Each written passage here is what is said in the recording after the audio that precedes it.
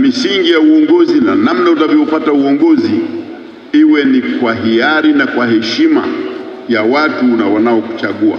Uwe unatokana nao kwa haki. Misingi ni miwili, ni watu na haki, ndiyo inakuweka katika uongozi. Ukipewa uongozi kwa haki na watu wenyewe, watu watakusikiliza.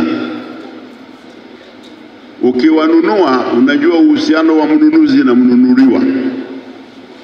Ukinunua ng'ombe huwezi kuuliza alikokwenda, maana ulishauza. Ukimpa mtu uongozi unamwajibisha kwa sababu anatakiwa awajibike kwa waliomweka. Hiyo ndio tofauti yake. Katika masuala ya maadili, tunajua kuna watu wanaanza kutembeza pesa, tunawajua, si hapa Ilala tu, hata kwingine huko nimepita. Nimewaambia sisi tuko tochi ya CCM ipo. Tutakwambia wewe bwana, wewe ulifanya makosa kuamua juu ya hatima ya pesa zako. Wale ambao wanapita na hawana hoja wala hawana maelezo wala hawana uhusiano na watu, lakini wao wana uhusiano na pesa, tunaambia hii CCM ya sasa hii haiwezi kuwakaribisha wala haiwezi kuwateua wala hatukati watu, si tunateua tu kwa vigezo. Na yule ana hofu ya kukatwa asiogope. Si tunafanya vigezo. Vigezo ni 1 2, unavyo unapata, unasubiri. Hapa ni maendeleo, biashara na mawasiliano. Kusamini watu wetu, kujali watu wetu, kupenda watu wetu, kuishi nao, kukaa nao kwenye mvua, kwenye jua na kwenye starehe. Haya hayafanikiwi bila uongozi mahiri wa chama wa mkoa wetu wa Dar es Salaam.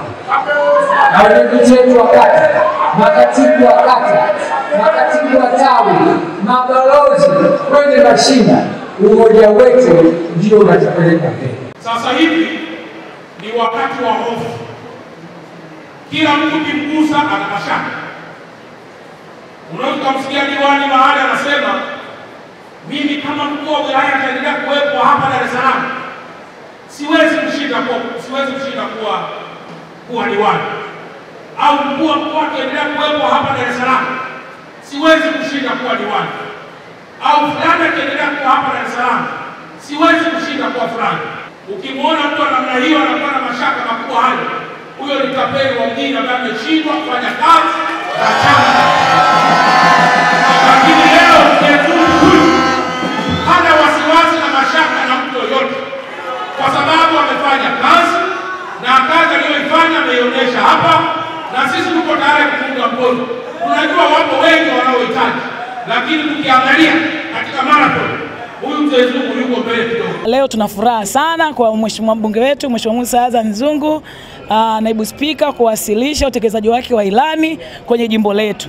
Sisi kama viongozi wa chama tunaona yale ambayo mheshimiwa mbunge anayafanya kwenye nyanja zote, shule, yani nazungumzia elimu, barabara, yani miundombinu, hospitali. Mchikichini tuna kituo cha afya kikubwa kabisa cha ghorofa 5 ambazo mheshimiwa rais ameidhinisha hizo fedha na kinaendelea na hivi punde kitakuwa kiko tayari, na hiyo ni ndoto yetu wana Mchikichini. Kwa hiyo tuna kila sababu ya kumpongeza mheshimiwa mbunge, mheshimiwa diwani, lakini sana pia mheshimiwa rais Daktari Samia Suluhu Hassan kwa kubadilisha historia ya Mchikichini kwa kuendelea kutupa kituo cha afya. Tulianza katika kuhamasisha watu wakajiandikisha na kuboresha taarifa zao katika daftari la kudumu la wapiga kura.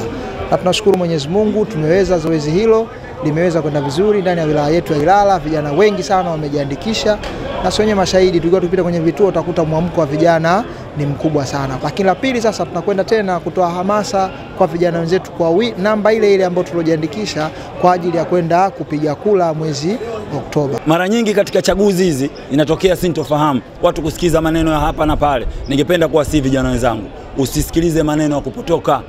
Ukiwa na bodaboda yako tayari amani unayo, ukiwa na duka lako tayari amani unayo. Na wapa wito vijana wenzangu, tujitokeze kupiga kura kwa uhuru na amani. Epukana na makundi ambayo yatakuhamasisha wewe kuingia katika vitendo ovu. Vitendo ovu vyovyote vinaweza vikakupelekea wewe kuhatarisha hali yako ya kimaisha na vile vile hata maisha yako. Tuilinde amani yetu, kwa sababu Sisi tunapendana kwa sababu tuna amani. Tanzania ina umoja na mshikamano kwa sababu tuna amani. Amani hii iko katika dhima ya mikono ya vijana sisi wa 2025. Tuilinde amani yetu, tushiriki katika zoezi la uchaguzi.